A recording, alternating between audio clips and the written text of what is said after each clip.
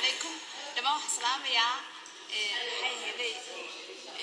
شعب وينها سومالان ملك ستور كنوشين ما أنتم فديا هاوس أوف كومنكا كرسي مدحوينها والنصيب وحوي إن شاء الله maalinta ay Soomaaliland u bislaato inay gabar madaxweyne u noqoto ayaa halka fariisin doona hadii la doorto marka waxaan ku bishaareynaa maanta waxaan ka yimid maxay haday meeshii laantii heerku waa dadkii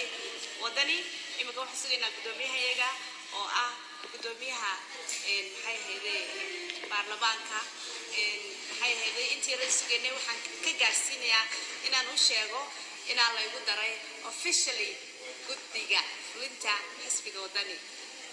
maxay haday markii horena waxaan ahaa gudoomiyaha garabka haweenka gabdhahayga dhan waxaan leeyahay soo dhawaada maxay haday opportunity badan baa halka furan aniga idin jooga